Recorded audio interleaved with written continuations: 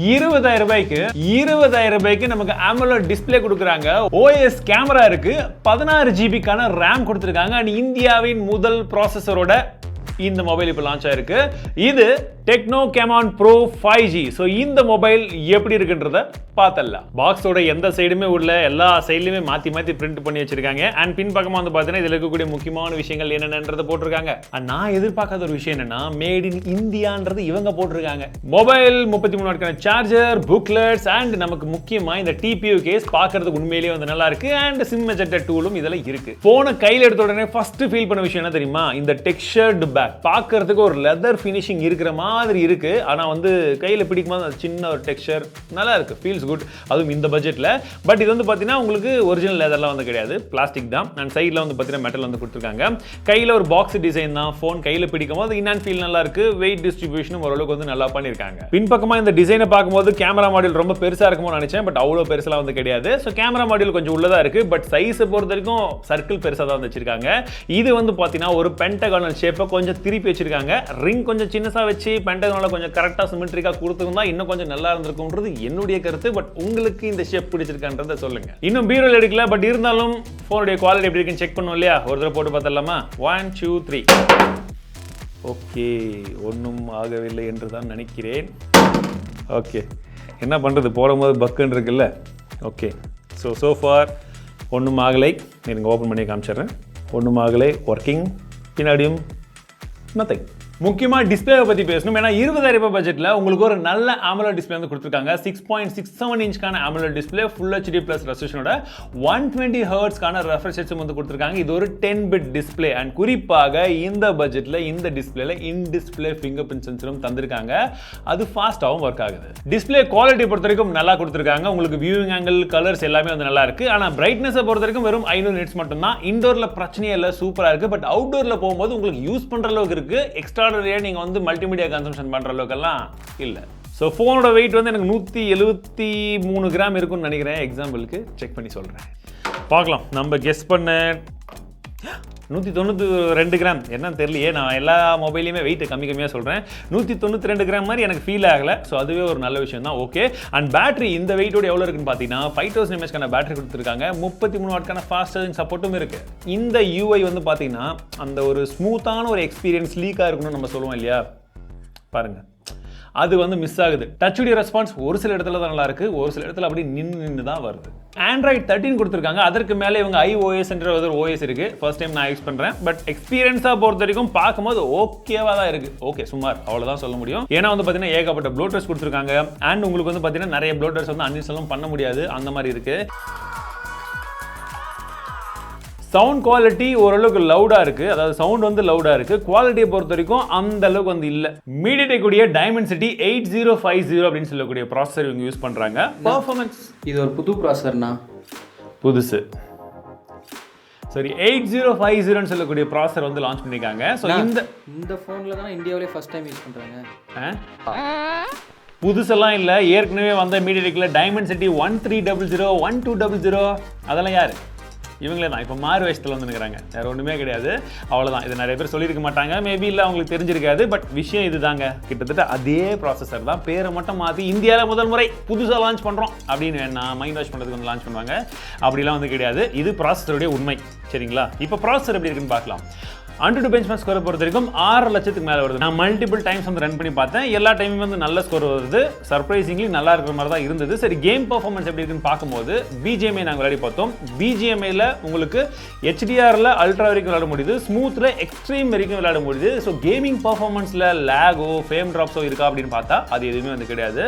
Moderate செட்டிங்ஸில் நீங்கள் விளையாடும் பொழுது நல்ல பர்ஃபார்மன்ஸ் வந்து கிடைக்குது. ஆனால் பிரச்சனை எங்கே வருது கேமிங் அப்படின்னு வந்து பார்த்தீங்கன்னா, நீங்கள் இப்படி வச்சு விளையாடுறீங்க பார்த்தீங்களா, அப்போ அந்த ரெஸ்பான்ஸ் வந்து மோஸ்ட் ஆஃப் த டைம் நீங்கள் 2 ஃபிங்கர் வச்சு விளையாடும் போது மட்டும் உங்களுக்கு ரெஸ்பான்ஸ் இருக்கு. அதுக்கு மேலே நீங்கள் டக்குன்னு ஏதாச்சும் மாற்றணும் செய்யணும் அப்படிலாம் பிளான் பண்ணி டக்குன்னு ஒரு ரெஸ்பான்ஸ் கிளிக் பண்ணீங்கன்னா அந்த இடத்துல ரெஸ்பான்ஸ் நிறைய டைம் மிஸ் ஆகுது. நான் ஏற்கனவே UIயில் சொன்னேன் பார்த்தீங்களா, அதே விஷயம் தான்.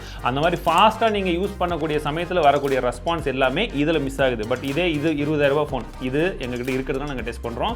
10,000 ஸ்மார்ட் ஃபோன் வந்து டெஸ்ட் பண்ணி பார்த்தோம். வேறு பிராண்டு இந்த பிராண்டு தான் அப்படின்னு கிடையாது. ஏன்னா எந்த பிராண்டுமே எங்கள் ஸ்பான்சர்லாம் கிடையாது. இருக்கிறத தான் நான் சொல்லிட்டு இருக்கேன் இருக்கிற மாதிரி. சரிங்களா? ஸோ அப்படி பண்ணும்போது இதில் அந்த இஷ்யூ இருக்குது. ஸோ அதை இவங்க ஃபிக்ஸ் பண்ணாங்கன்னா ரொம்ப சிறப்பு. இது ஒரு 5G ப்ராசஸர் தான். கிட்டத்தட்ட 10 5G பேண்ட்ஸ் இருக்குன்னு சொல்கிறாங்க. ஸோ பேண்ட்ஸை பொறுத்த வரைக்கும் பிரச்சனை கிடையாது. IP53க்கான ரேட்டிங் கொடுத்துருக்காங்க. IP53னா அடி அப்பா அந்த அளவுக்குலாம் யோசிக்காதீங்க. ஸோ IP53 அப்படின்னா என்ன மீனிங் இங்கே போட்டிருக்கு. நம்ம இதை பற்றி நிறைய தடவை ஏற்கனவே டிஸ்கஸ் பண்ணியிருக்கோம். ஸோ இருக்கிறது ஓகே, நல்ல விஷயம். இந்த கேமராவை பற்றி சொல்லுங்க, நீங்கள் கேட்குறது என் காதில் விழுது. ஸோ கேமராவை பொறுத்த வரைக்கும் 64 மெகாபிக்சலுக்கான OIS கேமரா கொடுத்துருக்காங்க இல்லையா, அதுதான் மெயின். மீதி 2 கேமரா மாதிரி இருக்குன்னு நினச்சிக்கோங்க. 2 மெகாபிக்சலுக்கான கேமரா. ஸோ அதை பற்றி நம்ம பேச போகிறதே கிடையாது. இந்த 64 மெகாபிக்சலுக்கான கேமரா சாம்பிள்ஸ் எப்படி இருக்குன்றது வந்து பாருங்க. இமேஜ் குவாலிட்டி எல்லாம் ஓரளவுக்கு நல்லாவே வருது. நான் எதிர்பார்த்ததை விட நல்லாவே வந்து வருதுங்க. ஸோ இந்த பட்ஜெட்டில் 20,000 பட்ஜெட்டில் நம்ம எதிர்பார்க்கக்கூடிய அந்த குவாலிட்டி வந்து கிடைக்குது. உங்களுக்கு டைனாமிக் ரேஞ்ச் நல்லா இருக்கு. கலர்ஸும் வந்து பார்த்தீங்கன்னா நிறைய இடத்துல வந்து அந்த நேச்சுரலான கலர் கொஞ்சம் பூஸ்ட் ஆகுது தவிர, பட் மற்றபடி பார்க்கறதுக்கு நல்லாவே வந்து இருக்கு. பெரிய இஷ்யூ வந்து கிடையாது அந்த 64 மெகாபிக்சல் கேமராவில். பட் இதுவே நீங்கள் வந்து செல்ஃபி கேமரா அப்படின்னு சொல்லி வரும்பொழுது செல்ஃபி கேமராவில் கொஞ்சமாக டீட்டெயில் வந்து நார்மலாக இருக்கிற மாதிரி ஒரு சின்ன ஒரு ஃபீல் வந்து இருக்கு. சரிங்களா? இப்போ இது 20,000 பட்ஜெட்டில் இந்த ஃபோனில் கேமரா எப்படி இருக்குன்றதை மட்டும் பார்த்துட்டோம். பட் இவங்க ஓஎஸ்ன்னு சொல்லி ஒரு பெரிய விஷயத்தை சொல்லியிருக்காங்க இல்லையா. ஏற்கனவே என்கிட்ட Vivo T2 இருக்கு. இதுலேயுமே அதே 64 மெகாபிக்சலுக்கான கேமரா இருக்கு, OISம் இருக்கு. கிட்டத்தட்ட ரெண்டுமே சிமிலரான ஸ்பெக். ஓகேங்களா? சிமிலரான பிரைசிங்கும் கூட. ஸோ இப்போ நான் இது ரெண்டுத்துலையுமே எடுத்த சாம்பிள்ஸ் உங்ககிட்ட காமிக்கிறேன், நீங்களே பாருங்க. ரியர் ஃபேசிங் கேமராவில் ரெண்டுமே கொஞ்சமாக ஸ்கின் டோன் வேறு மாதிரி காமிச்சாலுமே பட் போத் ஆர் வந்து நல்லா தான் இருக்குது அப்படின்னு வந்து சொல்லும். இன்னும் ஒரு சில இடத்துல வந்து பார்த்தீங்கன்னா டெக்னோவுடைய கலர் வந்து பரவாயில்லையாவே இருக்குது அப்படின்னு வந்து சொல்லலாம். பட் OIS கேமரா முக்கியமாக நம்ம எங்கே யூஸ் பண்ணுவோம், லோ லைட்டில் நல்ல ஷாட்ஸ் வரணும் இல்லையா. அந்த லோ லைட்டில் பார்க்கும் பொழுது நீங்களே இந்த இமேஜஸ் எல்லாம் வந்து பாருங்க. கண்டிப்பாக விவோவில் எடுத்த ஷாட் வந்து இன்னும் கொஞ்சம் பெட்டராக வந்து இருக்குது. நிறைய இடத்துல டீட்டெயில்ஸும் வந்து நல்லா இருக்குது. இன்னும் சில டைமில் வந்து பார்த்தீங்கன்னா அந்த ஸ்கின் டோன் எல்லாமே வந்து பார்க்கறதுக்கு நல்லா இருக்கு. லோ லைட்டில் சிங்கிள் லைட்டில் இருக்கட்டும், ஒரே கலர் லைட்டில் வந்து எடுக்கும் போதாக இருக்கட்டும், இந்த மாதிரி இடத்துல எல்லாமே விவோ கொஞ்சம் பெட்டராக வந்து பெர்ஃபார்ம் பண்ணியிருக்கு. ஸோ இதில் லோ லைட் அந்த அளவுக்கு வந்து இல்லை. இந்த வீடியோ சாம்பிள் நம்ம ஃப்ரண்ட் ஃபேசிங் கேமரா எடுத்துட்டு இருக்கோம். 1080 60 fps எடுத்துட்டு இருக்கேன். இந்த ஃபோனில் என்ன ஒரு விஷயம் பார்த்தீங்கன்னா, ஃப்ரண்ட் ஃபேசிங்கில் 32 மெகாபிக்சல் கேமரா கொடுத்துருக்காங்க இல்லையா, நம்மளால மேக்ஸிமம் 2Kல வீடியோ எடுக்க முடியுது. பேக்ரவுண்டில் சன் இருக்கு. ஒரு 4 மணி வெயிலில் பார்க்குறதுக்கு எப்படி இருக்குன்றத சொல்லுங்க. இப்போ அதே video ultra steady mode on பண்ணி எடுத்துட்டு இருக்கேன். ஸோ முன்ன ஸ்டெபிலிட்டியாக இருந்ததான்னு பாருங்க. எல்லாமே ஜஸ்ட் வாக் பண்ணுறது தான். பட் வாக் பண்ணுறதுல இந்த அல்ட்ரா ஸ்டெடி மோட், இந்த ஸ்டெபிலிட்டி மோட் ஆன் பண்ணதுக்கப்புறம் எப்படி இருக்குன்றத சொல்லுங்க. என்னதான் OIS இருந்தாலுமே 4K 30ல நம்மளால வந்து பார்த்தீங்கன்னா அல்ட்ரா ஸ்டெடி அந்த ஸ்டெடி மோட் வந்து ஆன் பண்ணி வீடியோ எடுக்க முடியல. பட் இருந்தாலும் நார்மலாக வாக் பண்ணும்போது ஸ்டெபிலிட்டி எப்படி இருக்குன்றதுன்னு பாருங்க. நான் வாக் பண்ணுறதில்ல, நீங்கள் வாக் பண்ணணும். வாங்க அப்படியே ஓடி வரும்போது எப்படி இருக்குன்னு வந்து பாருங்க. எப்படி இருக்கு 1080 30 fpsல மட்டும் தான் நமக்கு அல்ட்ரா ஸ்டெடி வந்து ஆன்ல இருக்கும். ஸோ ஸ்டெடி மோட் ஆன்ல இருக்கு. இப்போ ஜஸ்ட் வாக் பண்றேன், ஓடுறேன், ஸ்டெபிலிட்டியை பாருங்க.